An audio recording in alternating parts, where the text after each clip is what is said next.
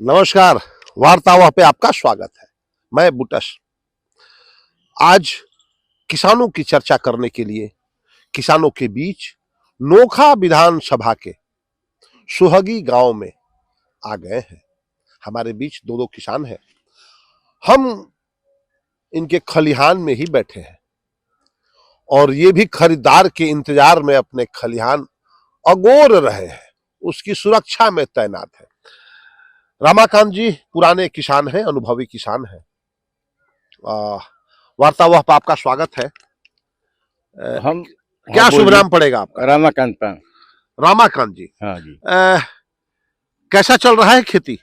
और क्या खेती का हाल आपके सामने रखें। आज धान खलिहान में अब बनिया कह रहा है कि 1700 रुपया से ऊपर हम लेवे नहीं करेंगे। 1700 का रेट? जी हाँ। ये धान अभी? हाँ, अभी अरे 10 खलिहान में पड़ा हुआ है। सब अलग अलग खलिहान में पड़ा हुआ है और 1700 का मांग रहा है। और बताइए इतना कितना दिन में देगा? 1 महीना में 1700 का और 1 महीने में महीना पेमेंट।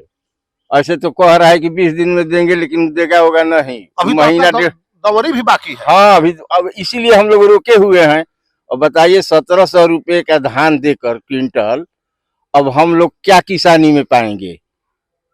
खाद अभी यूरिया 420 को दे रहा है।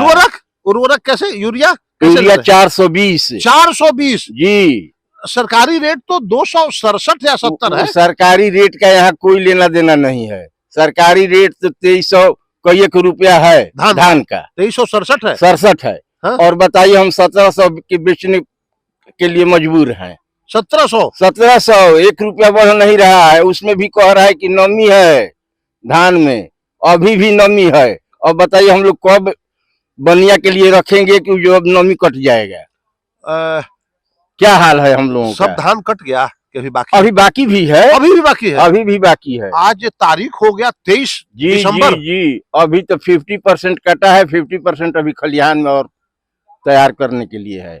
अभी 50% अभी गेहूं की बुआई? गेहूं की बुआई तो हो चली है। हाँ, करीब खेत खाली है, हो गया है। हाँ, खेत खाली हो गया है। तो अब तो लेट हो रहा है गेहूं के लिए। लेट हो रहा है तो क्या हम लोग करें, हम लोग के पास कोई विकल्प है? मोदी जी कहे थे कि 2022 में हम किसानों की आय दोगुनी करेंगे। यही तो दोगुनी वाली तो बात यही है ना।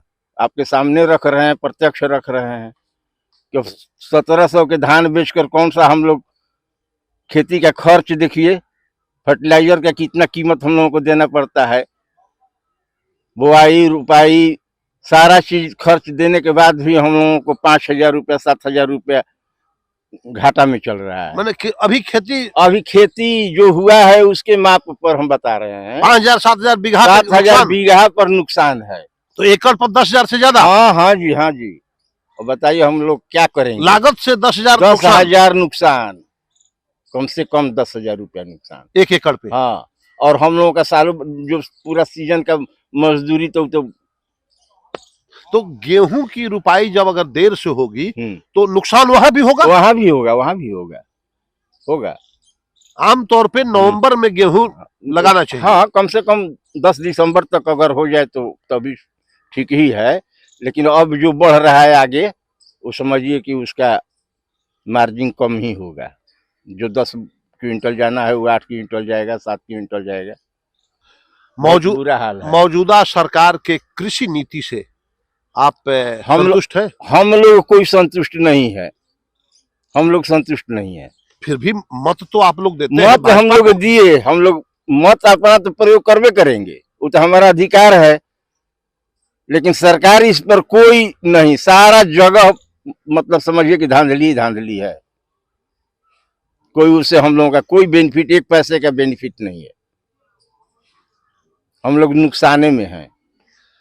क्या हम लोग खेती करें या क्या पाएं क्या खोएं, वो तो समझ में नहीं आता है। सरकार के रवैये से किसानों में उदासी है, मायूसी है। प्रकृति की मार, ऊपर से लचर व्यवस्था किसानों के प्रति। हम आजादी की 78 वर्ष में प्रवेश कर गए हैं। धान क्रय की मौजूदा सरकार की नीति उचित नहीं प्रतीत होती है, चाहे वो पैक्स के माध्यम से हो या व्यापारियों के माध्यम से। हमारे बीच एक और किसान है, अश्वनी जी। अश्वनी जी, वार्तावाह में आपका स्वागत है। जी नमस्ते। आप खेती करते हैं? जी जी। अभी मैंने धान सब बेच दिए? अरे धान बेच कहाँ दिए, अभी तो खलिहाने में पड़ा हुआ है। आपके खलिहान में भी धान पड़ा है? जी जी जी। अभी दौरी भी बाकी है? दौरी अभी बाकी है, दौरी भी बाकी है, 50% दौरी बाकी है। अभी 50% दौरी बाकी है। जी। गेहूं की रोपाई? गेहूं के रुपाई अभी 5 बीघा गेहूं में यही हमारे पैक्स अध्यक्ष हैं, ब्लॉक से बिया लेके आए थे। अब ब्लॉक का बिया एको नहीं जमा। ब्लॉक से बिया लाए थे, नहीं जमा? एको नहीं जमा। अब देखने वाली चीज है। ब्लॉक से आप बिया लाए थे जी गेहूं का जी। और नहीं जमा? नहीं जमा। इसका जिम्मेदार कौन है? आप बताइए कौन जिम्मेदार है? आप तो खुद समझ रहे हैं कि इसका जिम्मेदार सरकार को होना चाहिए। तो अब आप क्या कीजिएगा? अब हमको दोबारा रोपना पड़ेगा उसको। अब खर्च हम कहाँ से लाएंगे बताइए? धान का रेट वही है। 5 बीघा में आपका ब्लॉक का गेहूं नहीं जमा? नहीं जमा, दोबारा उसको बोया जाएगा। अश्वनी जी ने एक नई बात कही, वह गेहूं की रुपाई के लिए ब्लॉक से गेहूं मंगाए, 5 बीघा में समय पर उसका छिड़काव किए, उसमें खाद मान डाले, सब किए, और गेहूं सबको हमको मुआवजा हम लोगों को निकला मिलना चाहिए नहीं। सरकार गेहूं से। कार्य अपना नहीं किया, फिर से उन्हें बाजार से गेहूं लेकर खेत में लगाना पड़ेगा अगर गेहूं का किसानी करना है तो। यूरिया और उर्वरक के बारे में क्या कहेंगे? मैंने आपको यूरिया- समय पे मिल जाता है सरकारी कीमत पे? सरकारी कीमत पर कहाँ मिल रहा है? अभी हमारे चाचा जी बताए कि एक बार ब्लैक खरीद रहे हैं हम लोग। ब्लैक खरीद रहे हैं? 400 कुछ रुपए देता है ब्लैक में।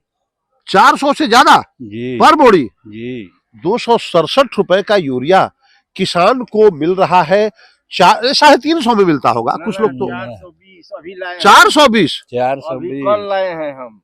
420 यूरिया और डीएपी वगैरह? डीएपी तो 1700 1800 2000 जो 2200 का है वो भी। डीएपी भी।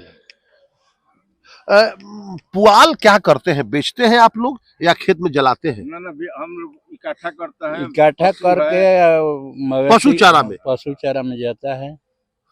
पुआल का आप लोग उपयोग पशु चारा में करते हैं? जी जी।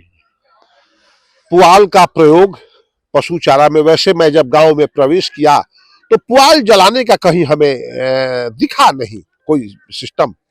हमने या तो हार्वेस्टर का उपयोग कम हुआ है खेत गीला होने के चलते, और हुआ भी है तो किसानों ने अपना पुआल समेट लिया है पशु चारा के रूप में उसका प्रयोग करने के लिए। मैं बुटस वार्तावाह के लिए सोहगी से। कौन बोलूँगा?